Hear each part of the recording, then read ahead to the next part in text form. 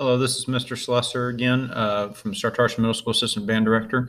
I'm going to be working with you on measure 9 all the way to measure 16 on the non-varsity trombone euphonium Etude number 2. Okay, and starting in measure 9, I'm starting to see them incorporate accents. Okay, so making sure that we're getting a good strong front of air to the beginnings of those notes. Okay, and they will still continue to be the full value. They're just going to get a little bit more of a faster air stream on the beginning of the note. Okay, almost like a little push on them. Okay, please make sure you're looking through with me real quick. Measure 9, we're marking notes. We have 3 flats still: B flat, E flat, A flat. There's an A flat in measure 9 we need to mark. It's the second to last note, third position. The first 2 notes are A flats and 10. Make sure we mark those. Measure 11, the second to last note is an A flat. And measure 13, the fourth note is an A flat. 15, there's just an E flat in there. 16, 2 A flats in the beginning. Oops, I'm so sorry. I'm off. I'm so sorry. I don't know how I got off on my measures. Okay, let me restart one more time. So I did 9 and 10 correctly. Look at 11. Okay, 11 has 1 A flat, second to last note. Look at 12. It is the fourth note. Okay, 13 doesn't have any A flats, has an E flat as the first note. Look at 14. Now, the first 2 notes of 14 are A flats. Make sure they get a third position, okay? At 15, we have an accidental. Now, because that accidental occurs at the beginning of the measure, it affects every note in that measure. So this is really important. Pay attention here. That first quarter note is A natural in second. The very next note after that is another A natural in second. And then the last note of measure 15 is another A natural. However, look at measure 16. We don't have any accidentals there. So that second eighth note you see is now actually an A flat. You need to mark that with a big old 3. And in 15, you need to write 3 big old 2s underneath those A naturals and put natural signs there, okay? I'm going to do the same thing as what I did in the previous video. I'm going to set my metronome to about, I'm going to do about 85, or I'm sorry, 80 today, just a little bit faster since we've been playing a little bit, okay? And what I'm going to do is I'm going to start by doing today 2 measures at a time, since they're kind of grouped together that way. And what I'm also going to do is I'm only going to do it once. I'm going to give you a demonstration of how to do the positions, the letter names, and then performing. And then I'm just going to keep doing the same routine, but I'm only going to be performing the part. You need to pause yourself and make sure you're doing the positions and the letter names yourself. All right, starting at measure 9, here are my positions. Ready? 1, 2, and here we go. 4, 1, 3, 1, 3, 4, 3, 3, 4, 1. Okay, let's do some letter names. And ready. G, beef, C, beef, A, G, F, F, G, F. That's that. And 2, and 3. Make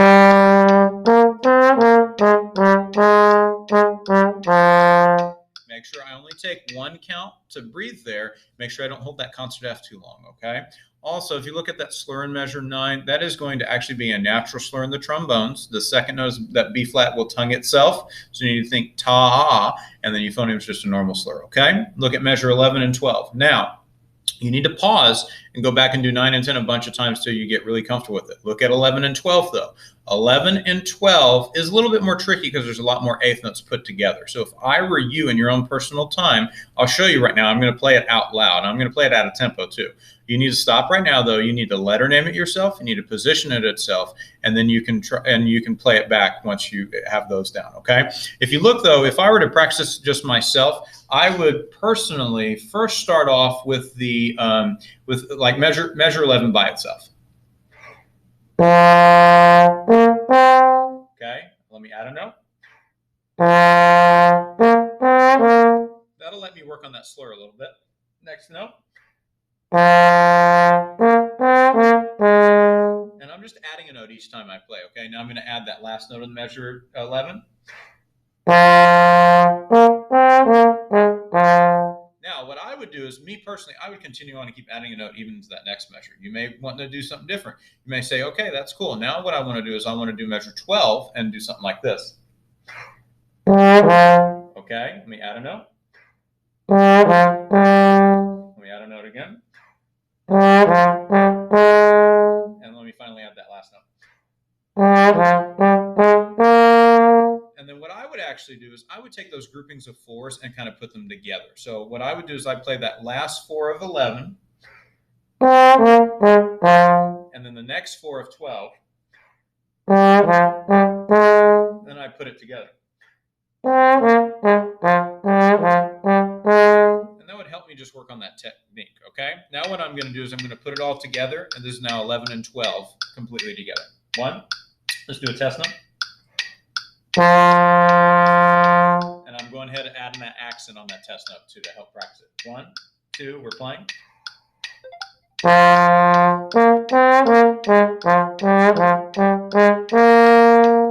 Okay, good rep. Now I see 3 more accents though on the next 2 measures. Okay, I'm sorry, just on the next 3 notes, but we're doing the next 2 measures. I'm stopping on that half note in 14. Okay, you should be pausing right now and either practicing 11 and 12 again a whole bunch of times, or you need to be doing positions and letter names on 13 and 14. Okay, I'm performing. Here we go.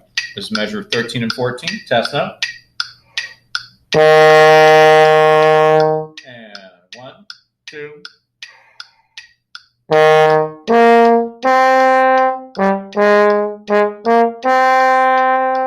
Now, this needs to be a big measure in my opinion because we're doing a lot of accents, but also there's not really, again, there's not a lot of dynamic contrast for us right now, okay? I'm going to talk about that here in a second once I do the full run through of the next 8, these 8 measures, okay? All right, look at 15 and 16. These were our challenging measures in regards to the accidentals. Not really, they're just seconds, and then 16 is third, okay? All right, you should be pausing, positioning, letter naming, and then putting it together, okay? All right, here is 15 and 16. By the way, I would do the end of 15 kind of like I was teaching you at 11 and 12, breaking up those 8th notes, okay? I'm going to put it together just so you can kind of hear how it goes, okay? Here's 15 and 16.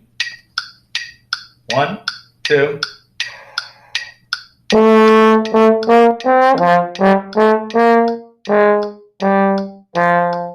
Okay?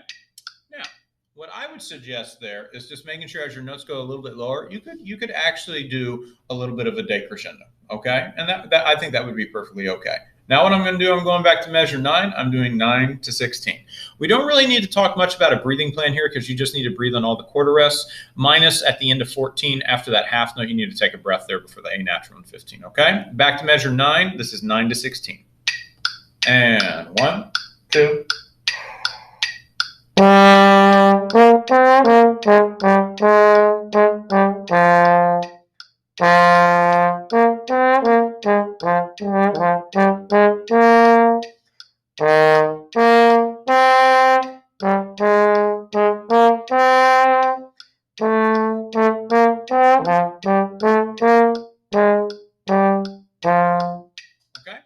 Tried to do something a little bit different with my dynamics there.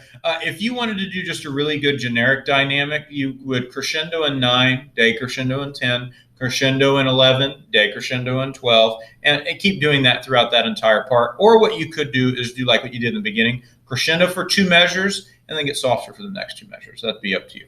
Okay, thank you for listening, and good luck on your preparation this week.